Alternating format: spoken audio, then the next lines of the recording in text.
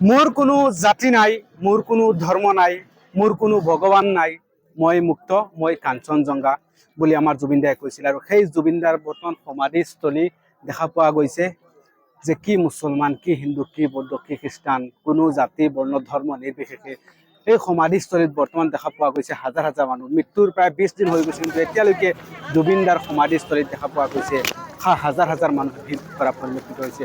জুবিন দাৰ সেই অন্তিম যোনখন চিতা আছিলে সেই চিতাখন দেখিবলৈ এতিয়ালৈকে বহুতো মানুহে ভিৰ কৰি আছে।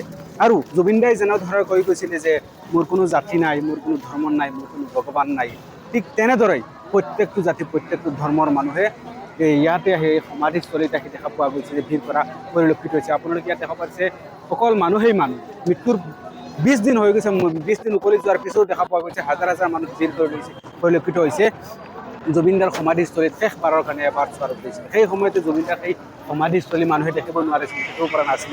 কিন্তু ইতিমধ্যে চৰি বাইদেউ, সেই সময়ত কিন্তু জুবিনদাৰ সমাধিস্থলীত দেখা পোৱা গৈছে যে হাজাৰ হাজাৰ ৰাইজৰ ভিৰ পৰিলক্ষিত হৈছে।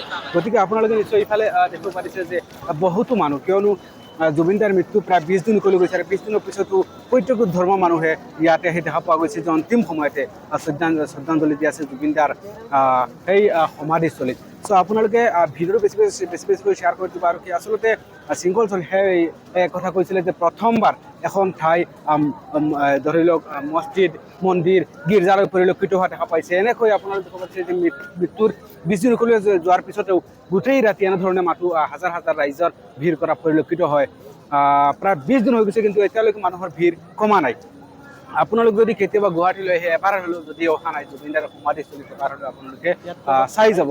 জুবিনদাৰ হয়তো আত্মাই শান্তি পাব, কিয়নো জুবিনদাই আমাৰ কাৰণে বহুতো কৰি থৈ গৈছে। আৰু অহা জনমত কোনেও এনেধৰণৰ কাম কৰি যোৱা সম্ভৱ নহয়। চ' যদি সম্ভৱ হয় এবাৰ আমাৰ জুবিনদাৰ মৰমৰ জুবিনদাৰ সমাধিস্থলী